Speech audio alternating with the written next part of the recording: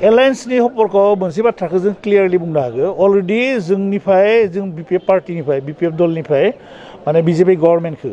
chief minister आरो BJP पार्टिखौ जों स्ट्रेटलि बुंदो जों एलायन्सआव थागोन मित्र हिसाबै जों थानो इच्छा फ्रेन्डलि जों खामानि मावनो इच्छा जों अपोजिसनाव थाया आरो बे बुस्थुखौ चिफ मिनिस्टारा रेसपन्ड खालामदो चिफ मिनिस्टारा मोनसे बुस्थु बुंबाय थादो जे सब पार्टिखौनो सब पलिटिकेल पार्टिखौनो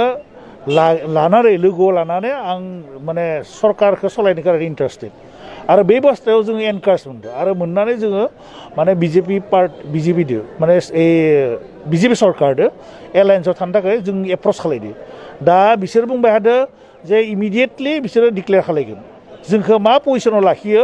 बे पजिशनखौ बिथांमोना हिमन्त बिश्व बिथां चिफ मिनिस्टार हिमन्त बिश्व शर्मा बिथाङा बुंदो जे इमिडियेटलि जों डिक्लेयार खालायगोन जे बिपिएफआ जोंनि लोगोआव माबोरै थागोन आरो भबेस कलिता बिथाङा बुंबाय थादो जे इमिडियेटलि गाहाम रिजाल्ट जोङो होगोन गाहाम रिजाल्टआ मा जों मिथिया जोंनिफ्राय जों एप्रच खालायदो फ्रेन्डशिप लाखिनाय लाखिया बिसोरनि बाथ्रा जिहेतु नोंथांमोना जुदि बिजेपिजों जइन जायोब्ला इउपिपिएलनि थाखाय माबाफोर खहा जागोन जों जइन जानायनि बाथ्रा बुङाखै बिजेपिआव जों बिपिएफ दोलोआ जइन जानाय बाथ्रा बुङाखै जों बुंदो फ्रेन्डलि माने मित्रतायाव जों थागोन मित्रता फ्रेन्डशिप खालायनो गारदों खिन्थु आरो जों फ्रेन्डशिप जानायाव जों मित्र दल हिसाबै थानायनि उनाव बेलेग पार्टिया जुदि माबा जायोब्ला बे इसोरनि बाथ्रा खिन्थु जोंनि मित्रताखौ लानानै बेलेग पलिटिकेल पार्टिया माने दाखु आखु जानायनि कुनु मिनिं गैया नोंथांमोना बुंबाय थादों जे बिजेपि बा इउपिपिएल बिथांमोननि जथाय सरकारा मोजां जायाखै होनना आगोलाव बुंबाय थादों नाथाय दिनै माबोरै नोंथांमोना जे बिजेपिजों जे जोगदान जानो बिजेपिजों एलायन्स खालामनाय स्टेट गभर्नमेन्टसआव थागोन दिसपुराव बिजेपि लिड गभर्नमेन्ट बिटिसिआव इउपिपिएल लिड गभर्नमेन्ट माने लिडारशिपआ दिसपुराव बेलेग आरो इयाव बिटिसिआव बेलेग जोङो बुंदों जे बिजेपि लिड गभर्नमेन्ट जुदि दिसपुराव दङ बिदि जों एलायन्सआव थागोन मित्रता खालायगोन आरो गाहामामिनि बाथ्राया ओरैबायदि जे मोनसे गभर्नमेन्ट जिदा माने बे रानिं गभर्नमेन्टआ जथेस्थ खामानि मावनो हागौ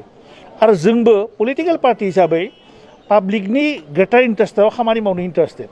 गतिके बे पाब्लिकनि इन्टारेस्टआव खामानि मावनो गोनांब्ला पाब्लिकनि डेभेलपमेन्टनि कारणे खामानि मावनो गोनांब्ला मोनसे गभर्नमेन्टनि माने हेल्पखौ एकेबारे प्रयोजनथार नितान्त प्रयोजन गतिके नितान्त प्रयोजनबोला खोब एसेन्सियेलबोला जों बे गभर्नमेन्टखौ जों माने डिनाय खालायनानै अपोजिसनाव थानानै पाब्लिकनि इन्टारेस्टआव बा पाब्लिकनि डेभेलपमेन्टनि थाखाय मावनो गोनां खामानिफोराव जों माने ब्रेक बे कारनाव जों बुंदों जे जों नायबाय बे जों मावनो हागोन ना हाया माने मोनसे रिजनेल फर्स हिसाबै फिसा रिजनेल फर्स मोनसेया मोनसे गभर्नमेन्टखौ स्टेट गभर्नमेन्टखौ उलाय खालायनानै माने इगनर खालायनानै पाब्लिकनि डेभेलपमेन्टनि थाखाय खामानि मावनाया बिराद माने गोब्राबथार आरो बेनिखायनो जों सानहरदो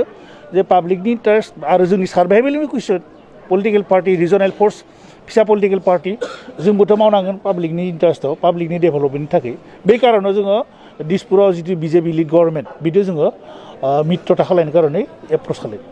अनलि नोंथांमोना जे दिसपुरावसो माने बिथांमोनजों मित्रता जागोन नाथाय बिटिसिआव जाया ना बिटिसिआव जाया बिटिसिआव इउपिपिएल लिड गभर्नमेन्ट गतिके बिथांमोनजों एलायन्स जानायनि बाथ्रा दालाय फैयाखै आरो कारन बिटिसिआव पाब्लिक मेन्डेटआ जोंनि लोगोआव दंमोन जों 17टा एमसिएल लानानै उइनार माने जाबोदोंमोन खिन्थु माबा कारनाव जों गभर्नमेन्ट दानो हादिया गतिके गभर्नमेन्ट दानो हायैनि उनाव जोङो एसेदि एलायन्स खालायनाय बाथ्रा फैथ'वाखै नाथाय दिनैनि दिनाव जे इउपिपिएलनिफ्रायबो दिनै स्टेट गभर्नमेन्टआव जे सासे मन्थ्रि दं दा बेयो मित्र हिसाबै बिसोरो लाखिदों बिसोरखौ एलायन्स गभर्नमेन्ट हिसाबै एलायन्स पार्टि हिसाबै बिसोरनो मिनिस्टार होदो बियो बेलेग जोंहा बुंलागा बाथ्राखौ नोंथांमोननोबो मिनिस्टार बिखौ जों दा बुंनो हाया बेखौ स्टेट गभर्नमेन्टआ बुंगोन डक्टर हिमन्त बिश्व शर्मा बिथाङा बुंगोन